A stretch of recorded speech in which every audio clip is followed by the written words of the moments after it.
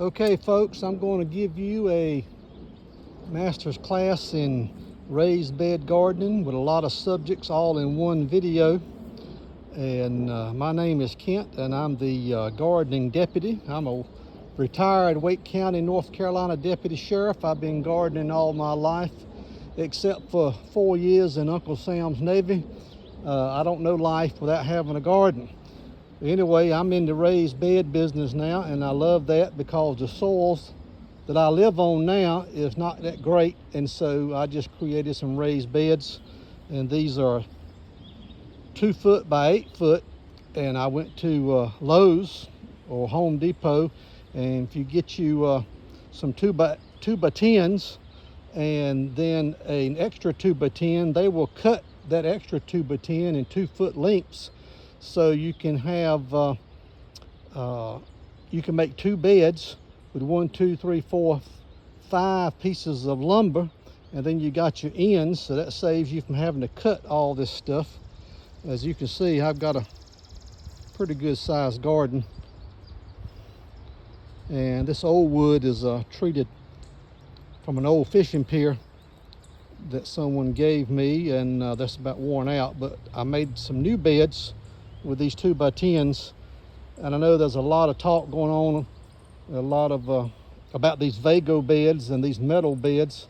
They are very expensive, and I don't think you need a raised bed 17, 18 inches high. That's too much dirt. You'll spend a fortune filling it up. So anyway, I fill my beds up with a bulk delivery of they call it half compost and it's half topsoil. I think they call it landscape mix from where I have it delivered. So you do have some startup cost. If you only have 1 or 2 raised beds, then you could get a couple of bags from the big box stores and fill it up. But if you've got a lot of raised beds, that's going to cost you a lot of money. It's a lot cheaper to just order it in bulk. Go ahead and fill them in and they'll last a long time. But anyway, I'm transplanting tomatoes today, and as you see, I have I seed all my tomatoes. You can always buy them somewhere else and transplant them into your beds. But this is a homemade tomato cage from a 100-foot roll of concrete wire that you can get from most any concrete place, and it's 100 foot long. It's 5 foot wide, and so every tomato cage that I make has a circumference of 5 feet, and it's 5 feet tall. They will not, or just about hardly ever, fall over from a storm unless you don't have any trees around and you get a real heavy straight line wind. But otherwise they'll just stay upright. You can always stake them down. I don't never stake my tomato cages down, but they last forever. These tomato cages are probably 30 years or more old, and all you do is put them together with some zip ties. If the zip ties break or they get brittle, just re-zip tie them. So anyway, you dig your hole in the raised bed. I put 3 plants to the 8-foot bed. You can put 4, it's a little crowded. I like 3, and then I like to put marigolds in between my tomatoes. But I absolutely love this Coop Grow, which is a low-grade fertilizer I ordered from Tractor Supply. I add about a cupful of Coop Grow to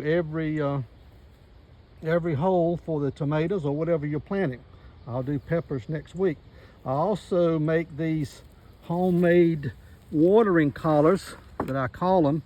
They're just 3-gallon pots with the that I got from a local gardening supply center.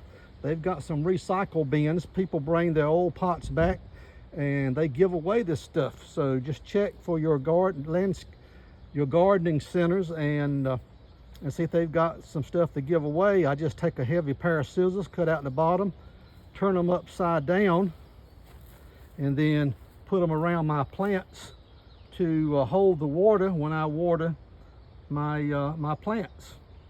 I do add a couple of handfuls of fine shavings that I also get from Tractor Supply.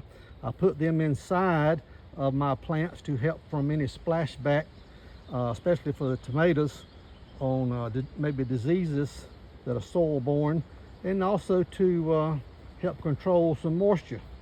So this is how I got my setup. There's 1,001 ways to do this, but this is how I do it. So happy gardening. Talk to you later.